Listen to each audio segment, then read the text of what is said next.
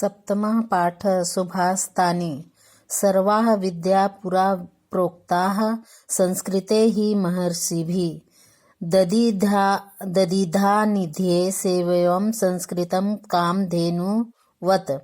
महर्षियों ने पूर्व काल से ही संस्कृत भाषा में समस्त विद्याओं की रचना कर दी है, किंतु उन विद्या रूपी खजानों को पाने के लिए कामधेनु के समान संस्कृत भाषा की सेवा आवश्यक है।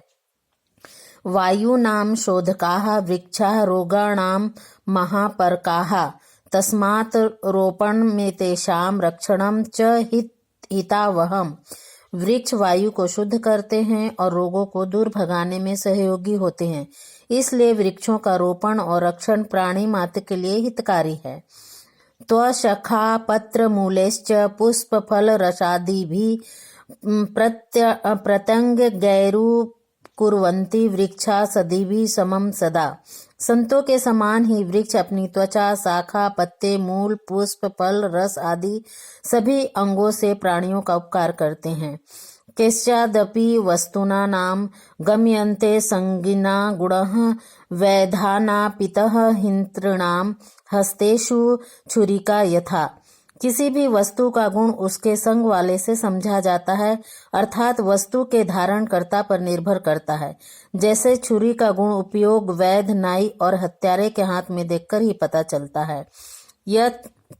यक्ष वयम ग्रसन्तुम सक्तम ग्रसतम परिणमेच्य यत हितम च परिणामे यत दाधम भुक्तिमिच्छता। जो वस्तु खाई जा सके और खाने पर भली भांति पच सके और पच जाने पर हितकारी हो, ऐश्वर्य की इच्छा करने वाले व्यक्ति को वही वस्तु खानी चाहिए।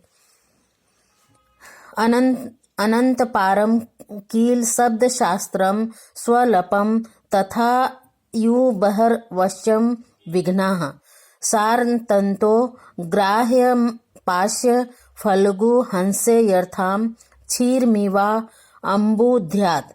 शास्त्र का पार कहीं निश्चित नहीं है और मनुष्य की आयु कम है, इसलिए सार ग्रहण कर सारहीन को उसी प्रकार छोड़ देना चाहिए जिस प्रकार हंस जल से दूध ग्रहण कर लेते हैं और जल छोड़ देते हैं। शस्त्र हंता न ही हता रिपयो भवन्ति प्रज्ञा हता स्तु रिपवोः सुहता भवन्ति। शस्त्रं निहन्ति पुरुषस्य शरीरमेकं प्रज्ञा कुलश्च विभश्च यशश्च हन्ति। शास्त्रों से मारे गए शत्रु नहीं मरते, परंतु बुद्धि से मारे गए शत्रु वास्तव में मारे जाते हैं। शास्त्र से जो शत्रु का मरकर मात्र शरीर ही नष्ट किया जा सकता है, परंतु बुद्धि से उसका वंश, कुल, वैभव और यश आदि सब कुछ नष्ट हो जाता है। दिनांते पिबेत दुग्धम निशांते च पिबेत पयः भोजान्ते पिबेत तक्रम किम वैधस्य प्रयोजनम। दिवस के अंत में दूध पीना चाहिए, रात्रि के अंत में सुबह जल पीना चाहिए, भोजन के अंत में छाछ पीनी चाहिए। ऐसा करने से वैद्य की आवश्यकता नहीं होती। आचार्यतमादन्ते पादम शिष्यम स्वमेध्या कालेन पादमादते पादम सब्रह्मचारिभिः।